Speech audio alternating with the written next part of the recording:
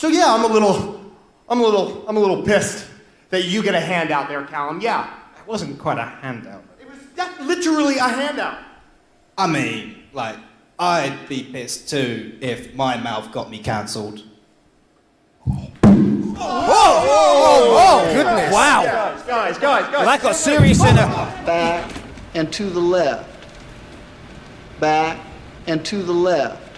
It was revealed late on Monday that after weeks of speculation and rumors, WrestleMania would no longer be taking place at the Raymond James Stadium in Tampa and would instead be relocated to the Performance Center in Orlando in front of no fans. This is of course due to the thing that shall not be named so we don't get demonetized, which has also affected a lot of other wrestling shows. It's already affected past episodes of Raw and SmackDown, which took place in the same venue that MT Mania will be in. And it's had mixed results. On the one hand, some fans quite enjoyed the bizarre nature of this no fans wrestling and think that it opens up WWE to try out some new formats and ideas that wouldn't have been possible previously. Ollie Davis, for example, thinks they can add canned laughter to the shows because he's clearly a maniac. However, one person who didn't seem to enjoy it was Vince McMahon, and he's the one that makes all the calls. Last Friday's SmackDown saw a few matches: Alexa Bliss and Nikki Cross versus Sasha Banks and Bayley, Jeff Hardy versus Baron Corbin, and Daniel Bryan versus Cesaro, with SmackDown also airing the Tag Team Elimination Chamber match from the pay-per-view of the same name in its entirety. Raw, on the other hand, only had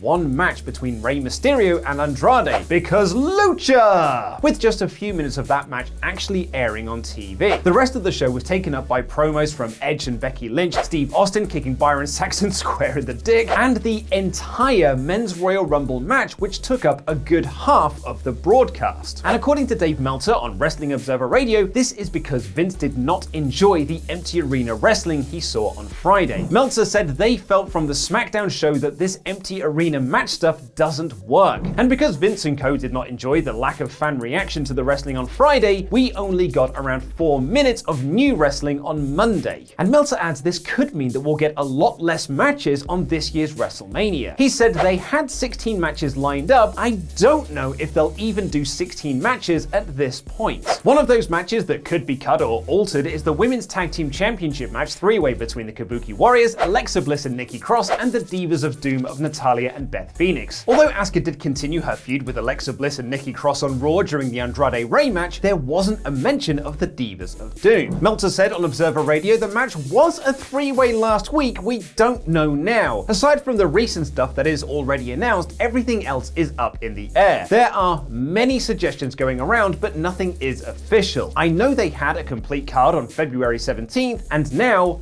they don't. The matches we do know that are going to happen, or at least we figure they're going to happen as they were advertised on Raw on Monday, are Kevin Owens versus Seth Rollins, John Cena versus The Fiend, Rhea Ripley versus Charlotte Flair for the NXT Women's Championship, Becky Lynch versus Shayna Baszler for the Raw Women's Championship, Undertaker versus AJ Styles, Edge versus Randy Orton, Goldberg versus Roman Reigns for the Blue Universal Championship, and Brock Lesnar versus Drew McIntyre for the WWE Championship. That's 8 matches, with Kabuki Warriors versus Bliss and Cross making it 9, unless of course that just becomes a match for Raw or SmackDown and doesn't get a WrestleMania payoff. Which means that other potential matches like Braun Strowman versus Sami Zayn for the Intercontinental Championship, the Lucha Division for the United States Championship, and the SmackDown Women's Championship also might not be on the card. Not to mention the all-important Andre the Giant Memorial Battle Royal. If WWE are trying to keep Mania short this year, those 8 matches could be our full card. Thank you for your support on Patreon. Ryan B. Bad, bask in his glory.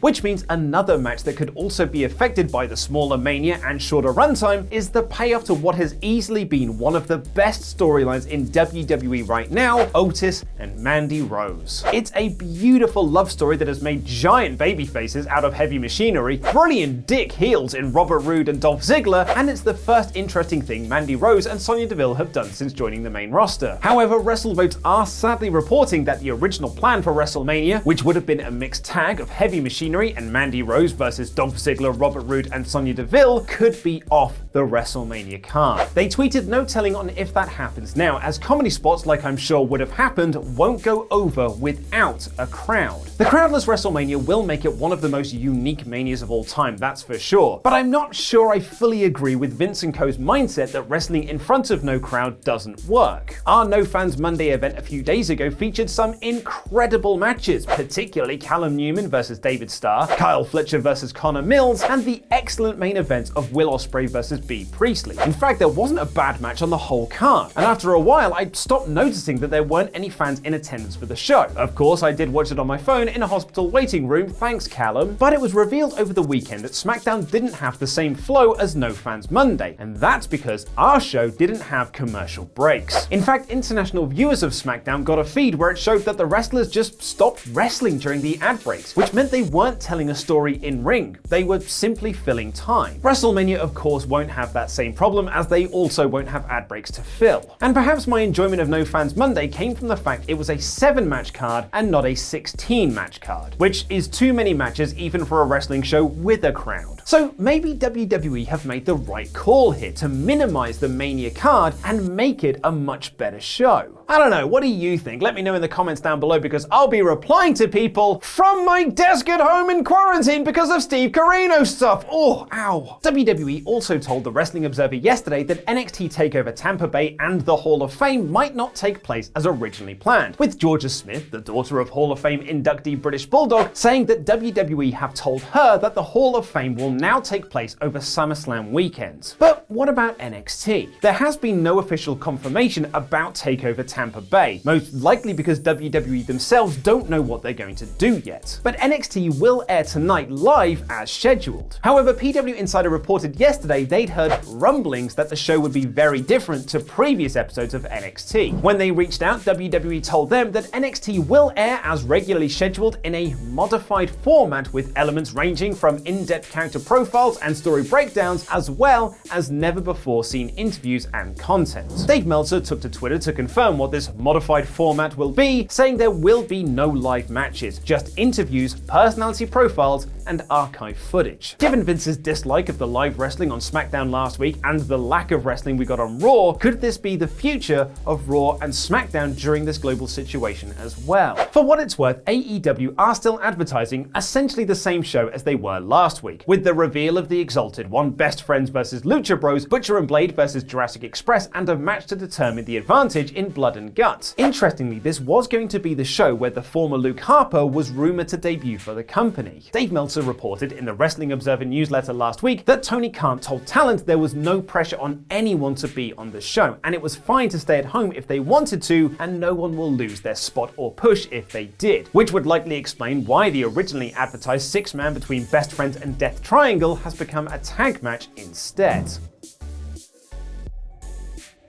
But in all of this news of uncertainty, there is one thing you can always rely on: WWE sending out cease and desist orders. Freelance Wrestling were advertising an empty arena show where fans could donate to the talent via a PayPal link called In Our Warehouse, a play on the old WWF pay-per-views In Your House. This had planned to be the first of several In Our Warehouse events, which was plugged by WWE's Mustafa Ali on Twitter, who said that he would donate to cover all of the wrestlers' pay for the first show. What a bloody lovely bloke. However, WWE's legal team have gotten involved, with Black Label Pro owner Mike Blanton tweeting, "Looks like the crack legal team over at WWE sent out another cease and desist, this time to Freelance Wrestling over their In Our Warehouse event. Apparently, that's going to hurt all of their In Your House WWE Network views. Petty AF.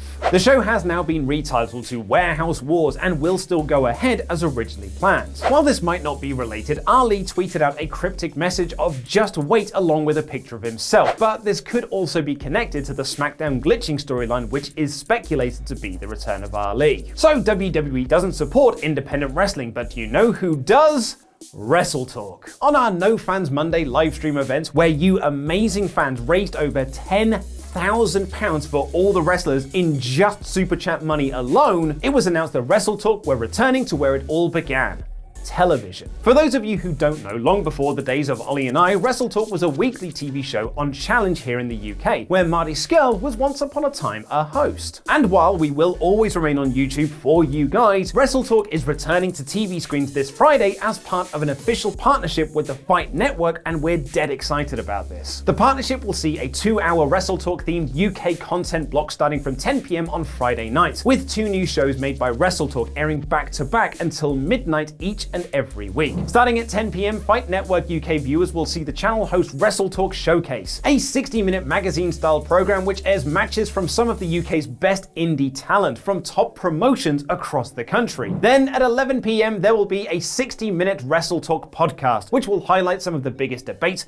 fan-selected topics, and archive wrestler interview content from WrestleTalk's highly acclaimed Challenge TV show. The first episode will see myself and Oliver Davis discuss WWE's reliance on older wrestlers for WrestleMania, and an in-depth interview between Alex Shane and Rey Mysterio. The WrestleTalk block begins on Friday, March 20th at 10 PM on the Fight Network UK. To tune in, visit Sky Channel 192 or Freesat Channel 161. For information about how you can watch this overseas, go to fightnetwork.com for more details. Is the WrestleMania move just an elaborate insurance scam? Click the video on screen to find out more, and watch episode 3 of No Rolls Barred, our weekly wrestling D&D series over at Parts Unknown. I've been Luke Owen, and that was wrestling. Ow!